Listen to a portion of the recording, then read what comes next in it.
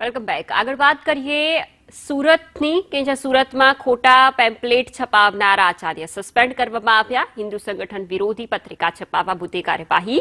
જમાઈને બદનામ કરવા ખોટા પેમ્પલેટ વાયરલ કરવામાં આવ્યા। શિક્ષણ સમિતિના ચેરમેન દ્વારા સસ્પેન્ડ કરવામાં આવ્યા। સસરા જમાઈની આંતરિક લડાઈનો વિવાદ વકર્યો અને સસરાએ આ પ્રકારની ઘટનાને અંજામ આપ્યો।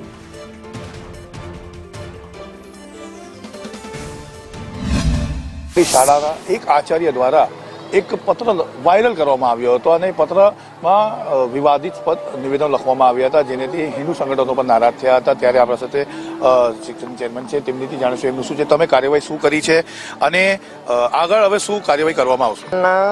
અધિકારીઓ પાસે એઓ કેટલા કલાક જેલમાં રહ્યા છે એની વિગતો મંગાવવામાં આવી હતી।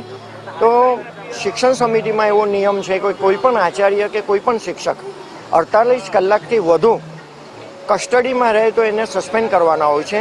અને એ સુલેમાન ચાંદ કે જેમને 72 કલાક કસ્ટડીમાં રાખવામાં આવ્યા હતા, આના કારણે અમે તાત્કાલિક નિર્ણય લઈએ સાંજ સુધીમાં પેપર્સ તૈયાર કરીને એમને સસ્પેન્ડ કર્યા હતા। સસ્પેન્ડ કર્યા પછી એમના વિરુદ્ધ ખાતાકીય કાર્યવાહી કરવામાં આવશે અને એમાં દોષી સાબિત થશે તો ચોક્કસપણે એમને ટર્મિનેટ કરવામાં આવ્યા છે, પરંતુ હજુ પણ હિન્દુ સંગઠન એમને ડિસમિસ કરવાની માંગ પર યથાવત છે। કેમેરા પર્સન અજીત પટેલ સાથે આઝમ સાલે, સંદેશ ન્યૂઝ।